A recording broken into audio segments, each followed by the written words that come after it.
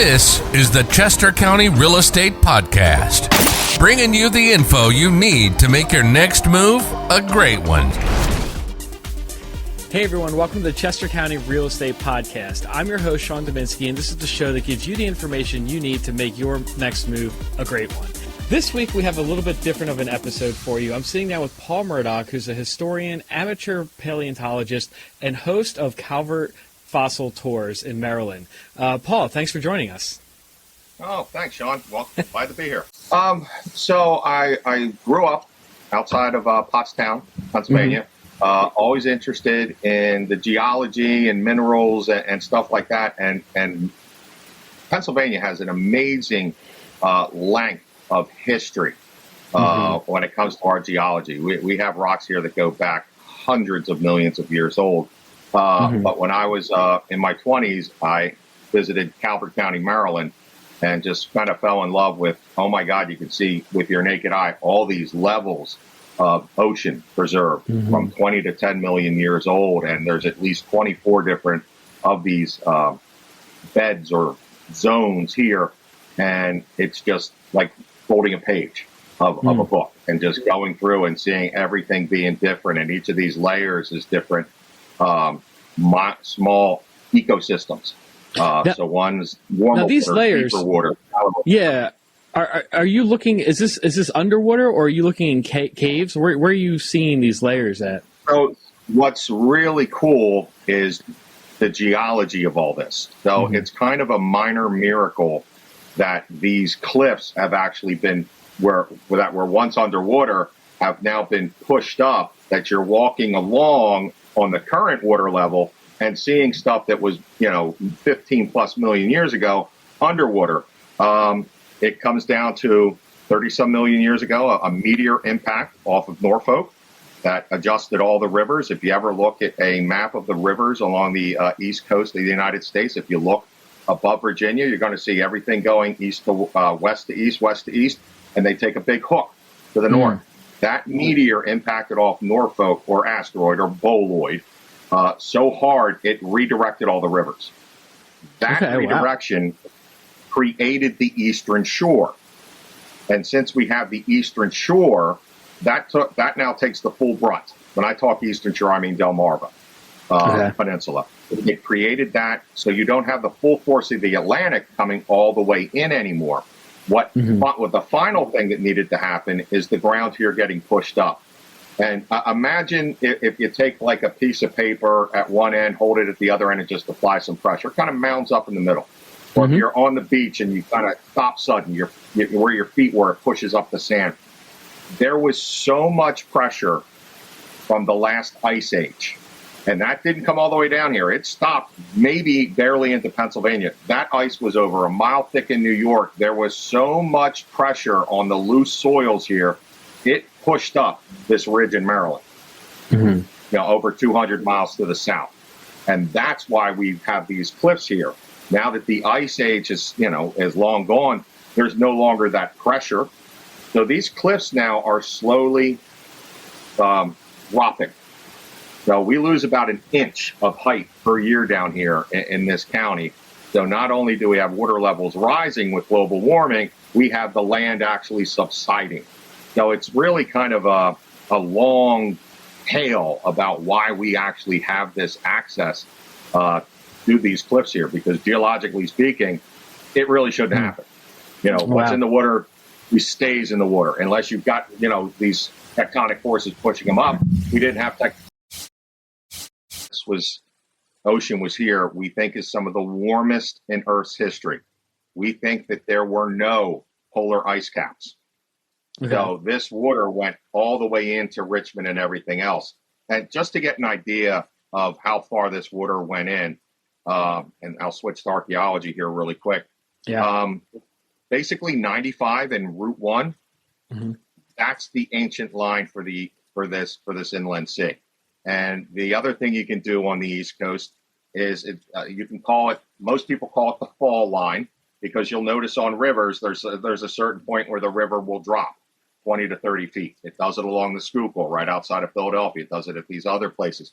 That's where the first major colonial cities were set up. That's the scrub line. That is the ocean pounding on that area for millennia before, wearing it down. And then when the colonists came in, it's free energy. That's where you're setting up your mills and everything else, because the water is just flowing and dropping, and you're able to capture that energy. So all these, older cities, when America first started, were set up on this ancient seabed line. They didn't know it. They just know, hey, great, we have these waterfalls coming down. We set up a mill. It's free energy. We don't have to dig anything. You just put your paddle thing in, and there you go. Mm-hmm. Yeah. Wow. So, for our area up in Chester County and Montco and the surrounding, we don't have a lot of more modern deposits there. A lot of this has been scrubbed out.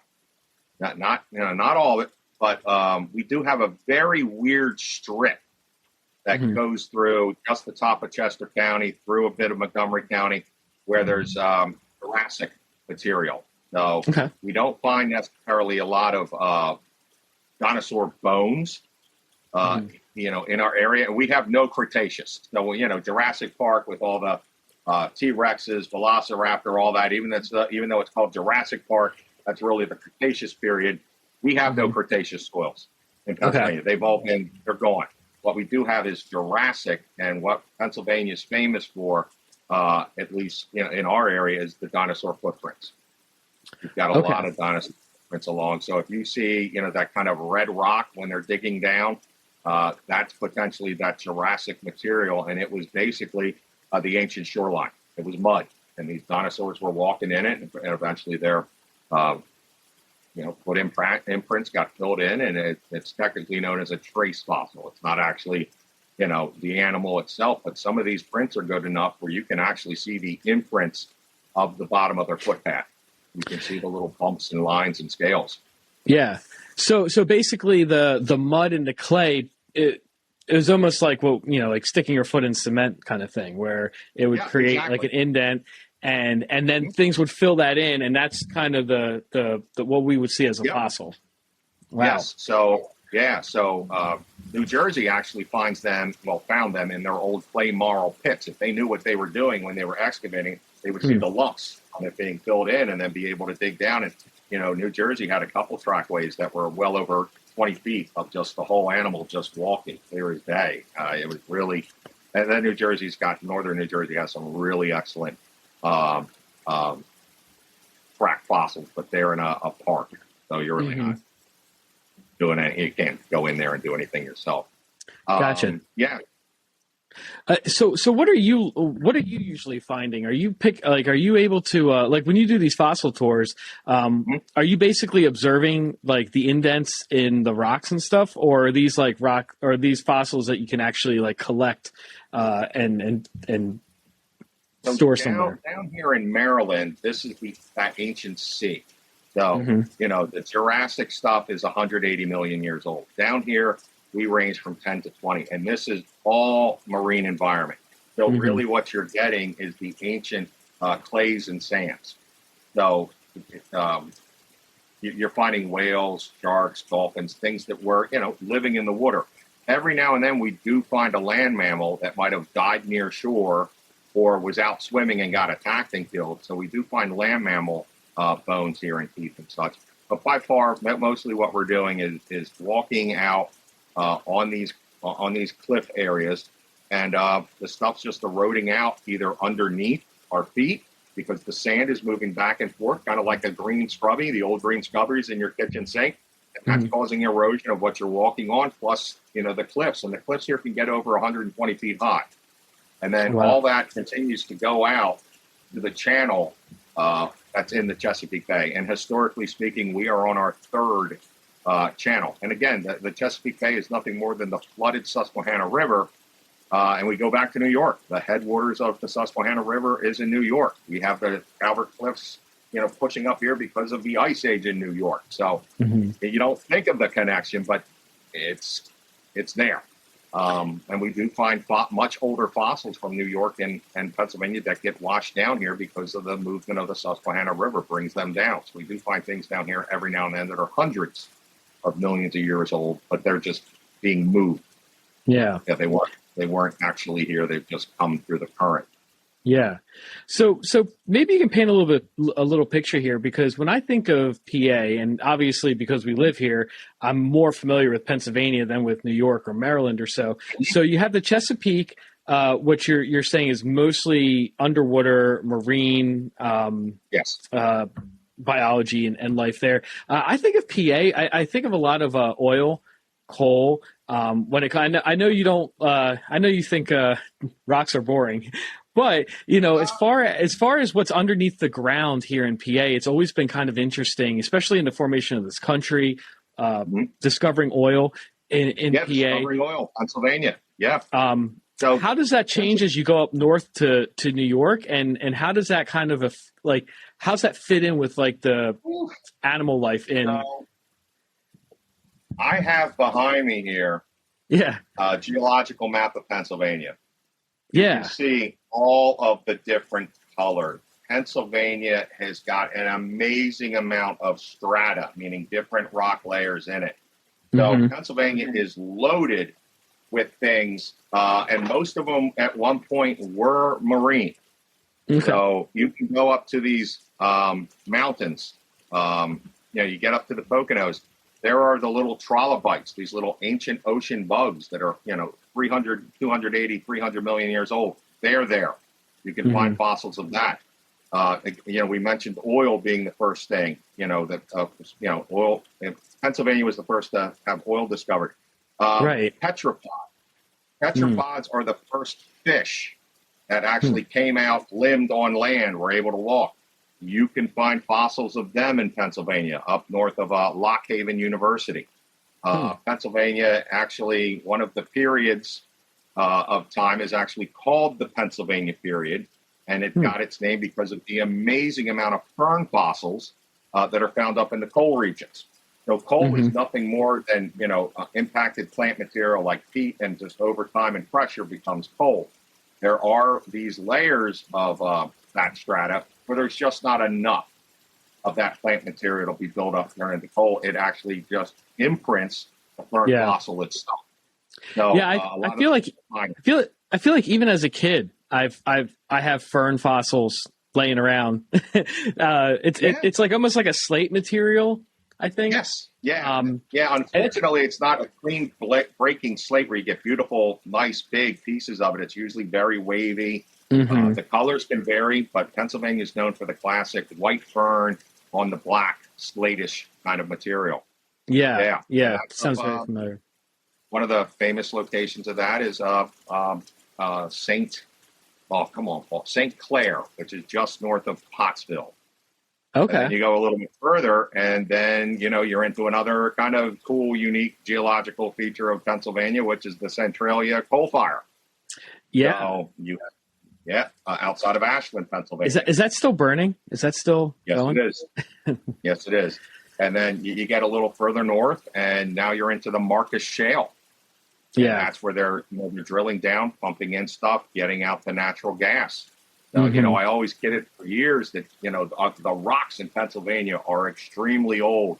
We are very stable. If we feel an earthquake, it's because it's a big one from Charleston. Maybe a couple years ago, folks remember there was that small one in Virginia. But it traveled. We felt it up here because of how hard the rocks are on the East Coast. The soft you are, it dissipates. The harder the rock, it travels. And, we felt that small quake here.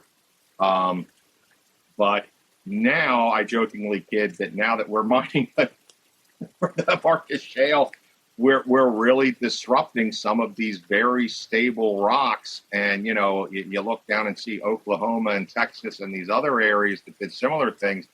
They are having thousands of microquakes. We haven't seen that yet in Pennsylvania. I think we're going to. I did want to bring up Duffy's Cut, which is a very cool piece of Chester County history. That's right. Yeah. So that's archaeological. Duffy's Cut was the mile 59 on the R5 Railroad. That was the most expensive mile that Pennsylvania Railroad built. And the reason why is it should have been built as a bridge. So this is mile 50. So 59 miles out of what 30th Street Station now? Is that? I don't. Well, they call it mile 59 of the railroad, so it's not Okay. measured from.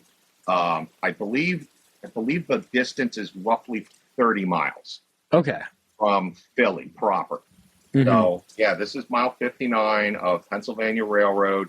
It was a huge hollow, and they should have built a bridge. This is during the potato famine, 1832. And at that time, the new people coming in are Irish. These are the people who are coming in are the people who have no inheritance. These are the second sons, third sons, fourth sons. Back then you didn't get part of the family. If you were the firstborn male, that was it. Everybody else, you're on your own. And they were the cheap labor. Mm-hmm. And, just like we see throughout history, the newest people who are arriving are the lowest on the social pole.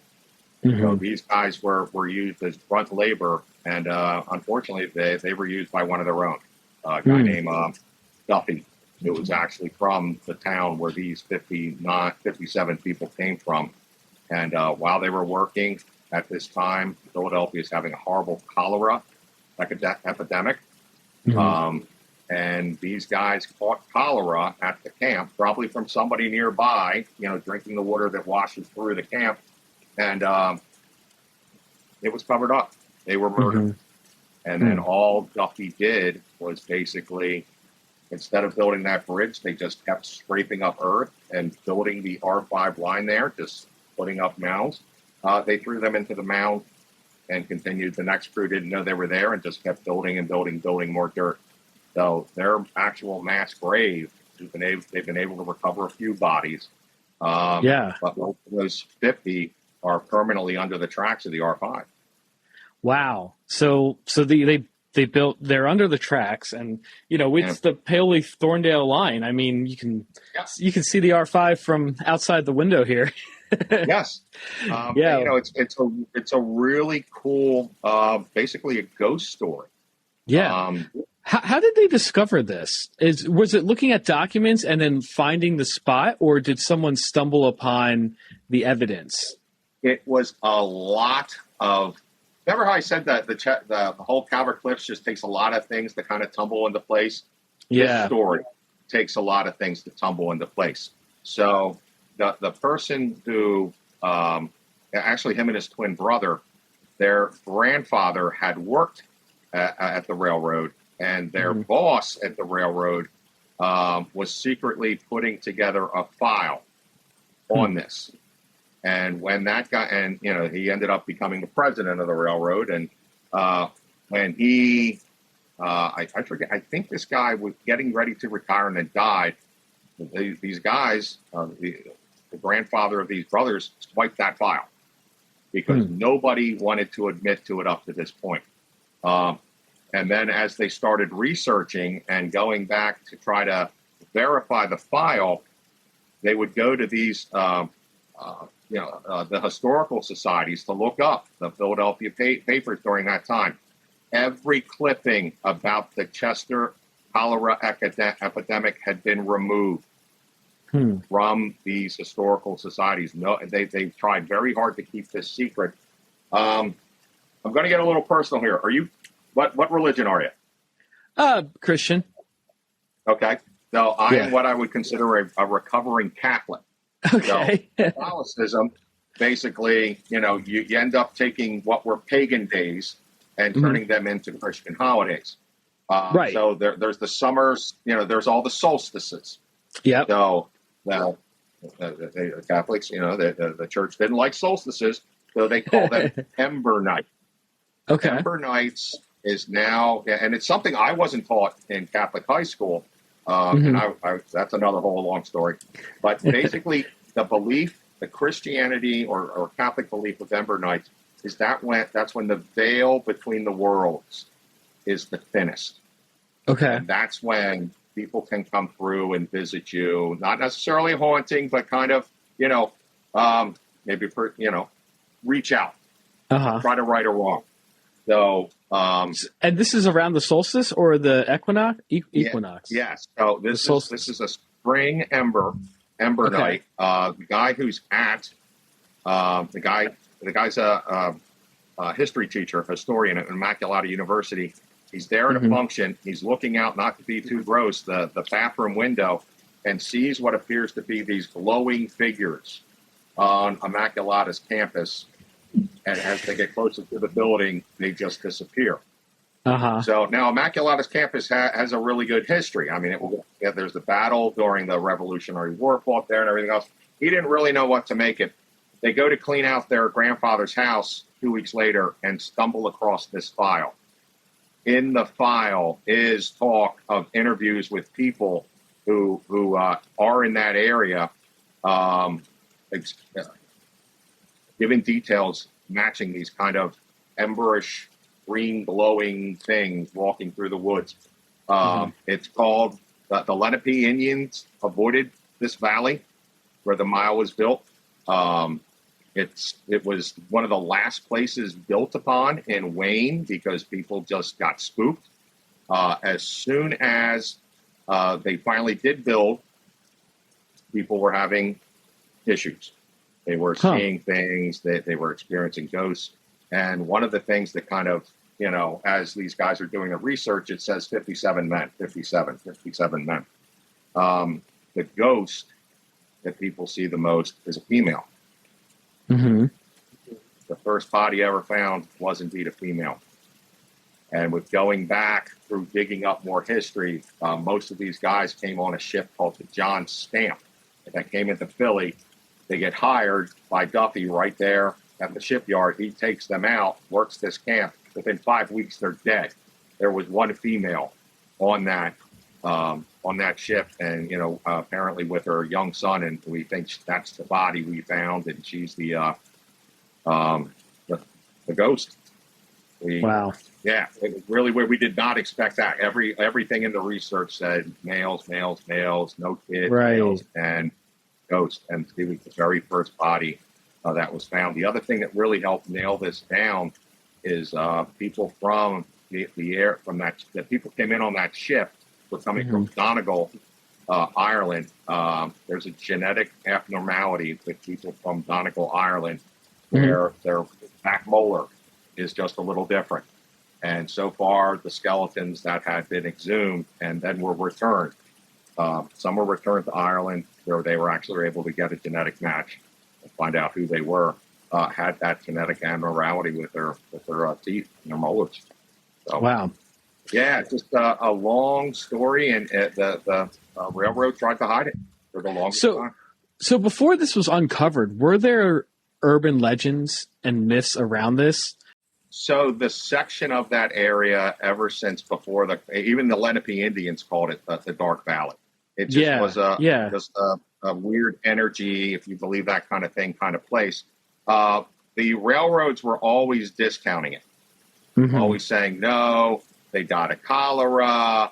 And that's the first thing that's wrong. I mean, if you get cholera, even back then, without any kind of medication, there's a 60% survival rate. So them to say they all died of cholera is a bit of you couldn't, you statistically couldn't with more than 50 people, not all. Somebody had to survive. There's evidence of nuns coming out. They had heard about them. The locals turned them away because they were afraid because at the time Philadelphia was having the outbreak, they were afraid that the nuns were going to bring more of the cholera out there with them, and they didn't want them to survive. These are Irish Catholics. These are, pretty much the lowest on the poll at this point. Now, Irish Protestants at this time fared a little better. They didn't get the worst jobs. The Irish Catholics got the worst job. But yeah, there were for years mumbling. There's actually, if you drive the R5 and pay attention as you go through that area, you'll see a walled off, maybe 30 by 30 big blocks of granite where they put up a commemorative graveyard for them, basically acknowledging some died there. But the Pennsylvania Railroad would not let this guy actually put up a marker saying that these guys died here. And then it turns out they're buried, 200 yards further down the track underneath the track. Wow. So, yeah, they tried to do this pretty little, PR piece. So for has the there been longest time, and has there been any investigation, or is there like what's the theorized motive to what happened to these workers? Is it just to prevent the spread of cholera? Is that yes, it? That seems kind of. that's it. Oh man. That is it. That they were just overcome with panic. People were dying. One of the reasons that we know so much about the weather that summer, with it being so hot and being so, a spinster kept a diary, and she would notate the weather every day. She died of cholera. She lived right there. So we were able to find all these pieces, outside of what the actual file is, kind of supporting what was going on. So yeah, basically it was fear, that they didn't like the new people coming in. They're the people from the outside. Then they actually get the disease.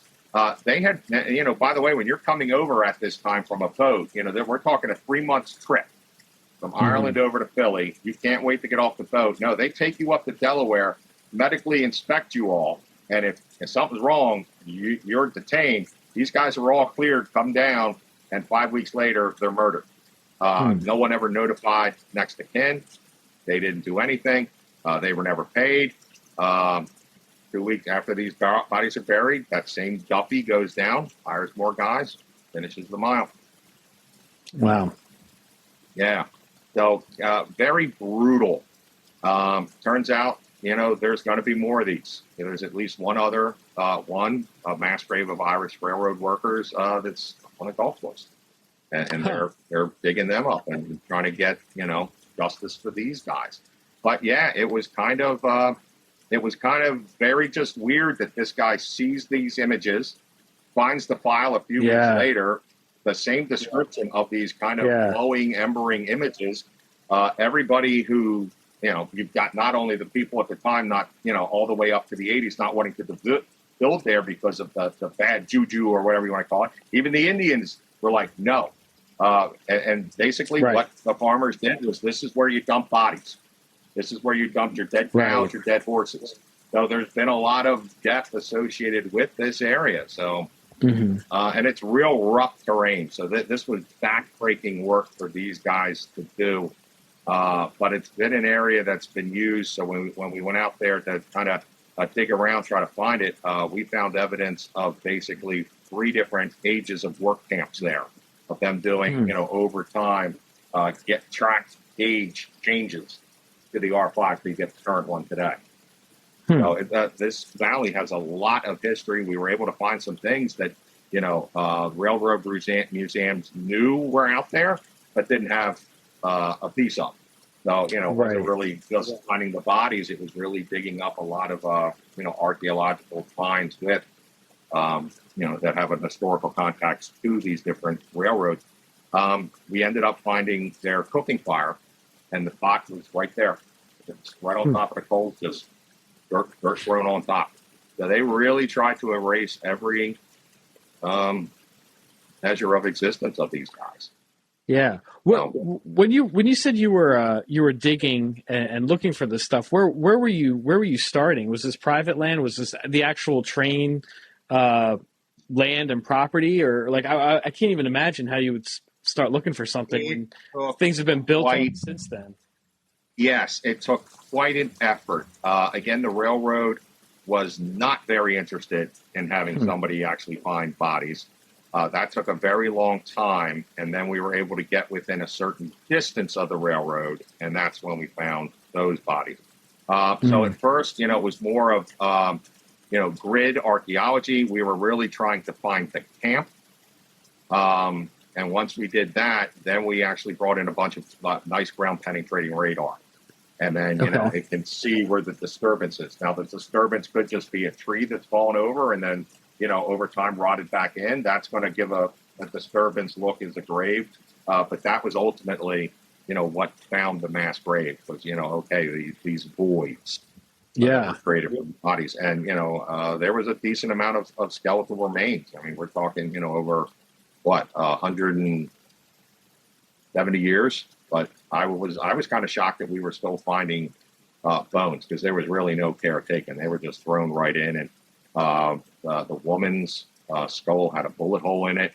The other skull for a male, axe wound. I mean, these guys were beaten and killed, and the locals hired them. It was called the East Whiteland Horse Company. So basically, back then, you didn't have a sheriff, you didn't have this. Somebody stole your horse, you hired these guys, they got your horse back. Yeah. No questions asked. So you've got some Irish workers down there who are sick. You don't want them here anymore. You hire these guys. They're gone. So how were they able to connect this act to that East Whiteland Horse Company? Were they able to connect it, or is it just companies like that were in existence? Are you saying? Oh, East Whiteland Horse Company is just like a general name of this, like say Pinkerton. Okay. Kind of a law enforcement for hire. Yeah, okay. So they weren't, part of the railroad or anything like that. That was just, basically your local thugs. I was going to say, it's like kind of like a somewhere between private security and a biker gang, basically. Yeah. Except they rode horses. Yeah. Yeah. So, yeah. Chester County has unfortunately a long history of that. I mean, we had a lot of railroads here. A lot of people made money off the railroads. And when they were being built, a lot of it was cheap Irish labor. And, later on, it's going to be somebody else. And or before that, it was Italians. And then, and then we see what we did to the Japanese in World War II. They were here for years, but oh no, you're a Japanese person. We're locking you up. Couldn't lock up the Germans because they look like everybody else. Japanese, we're locking you up. So, we've got a pretty nasty history of what to do with, or how we treat people who we view as outsiders. And in this case, it would be Irish, and they viewed them as expendable. Yeah. Interesting. Yeah. And we went all over the place today. Sorry. Well, even from just like my own experience, like I have family in like I grew up a little bit in Delaware County. And, that's one thing going from Delaware County to Chester County. There just seemed like there was a much bigger Italian influence, a much bigger Irish influence, a much bigger Catholic influence. And I don't want to paint with a broad brush. Some of it's just my family and the people I knew. But it's interesting because it stems back to what you were saying, those days of who was immigrating where and when they were coming and where they were landing. You're getting pushed out. Yeah, so, exactly. In Montgomery County, a lot of the Italians got pushed to Norristown and that areas. And then, the next group comes in, you're going out even further. So, Pennsylvania, and we've integrated a lot since then. But, you basically had a lot of those. This is our area. This is your area. This is your area. He's got a pretty, long history of having those kind of ethnic neighborhoods. Yeah. All right. Well, with that, Paul, we went pretty long here, so I should probably start wrapping it up. Do you do any writing, or do you do anything online, or is there any way that people can follow you or see what you do? So I've been doing the tours for 5 years. But it's always been part-time. I've always worked in the financial services industry. And now I've decided, you know what, I'm really going to try to dedicate and move forward full-time with doing this kind of stuff.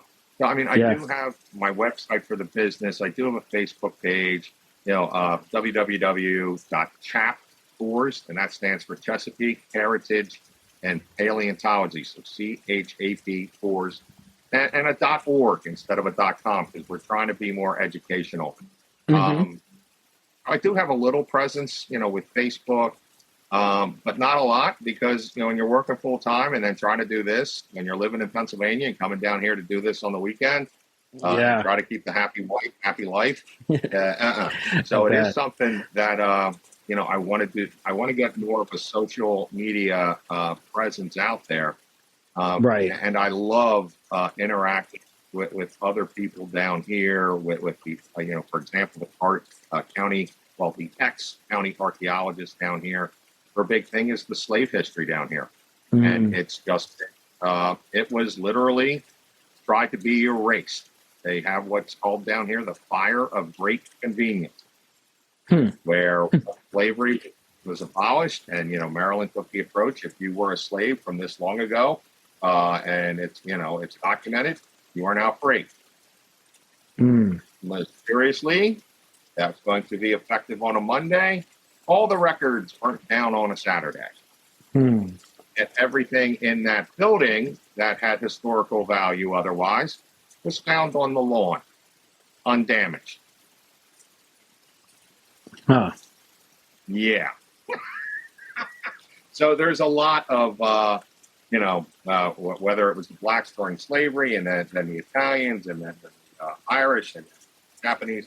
You just got a horrible history of doing bad things to other people and taking advantage of them. And Duffy's Cut is a really good example of it. But and it brings it home too, because a lot of times, we get kind of in our own little world and we think like, oh, that happened somewhere else. That happened in the South. That happened across the pond. That happened in the West. But no, this happened right here. Yep. This happened right here in Chester County. So, most of what I do is not archaeological, even though that's what we mostly talked about today. Most of what I do is going out looking for whales and dolphins. I'm fortunate that I'm going to have 2 new species of dolphins named this year that I found. One was over 20 years ago. One was just about 5 years ago. Wow. I'm going to also have one of my finds being published. So everyone knows that great white sharks eat seals. You see it all the time on Discovery Channel, Shark Week. If you look it up, you find it. I found the first seal bone that actually has a great white tooth that's fossilized, broken off in it. So there's going to be a paper coming out on that, we actually have fossil evidence of a great white tooth broken off into a seal flipper bone. That's the first one ever found in the leaves. Yeah. So, you think about it all the time, but, you want to prove it. So we can now prove that, yes, these great whites have been eating seals for, at least 8 million some years. Wow. Well, that's great. Yeah. All right. Well, hey, thanks a lot. If anyone wants any more information or get a hold of Paul, that's chaptours.org. So it's at CHAP tours.org. And I'll put a link in the description. But Paul, thanks. Yeah. And thanks a lot for joining us. This is incredibly, very interesting, very informative. And it just feels good just to kind of change it up a little bit. Excellent. Yeah. If there's an interest or something, hey, hit me up. I'd be more than willing to drill down on a different topic, in a future podcast, 6, 10, however many from now. Yeah, absolutely. Awesome. Well, thanks a lot. All right. I appreciate it, Sean. Thank you. You got it. Have a good evening.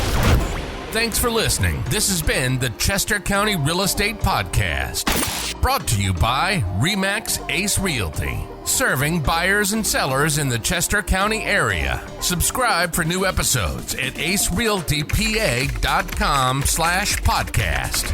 And you can find us on Facebook, YouTube, and wherever podcasts are found.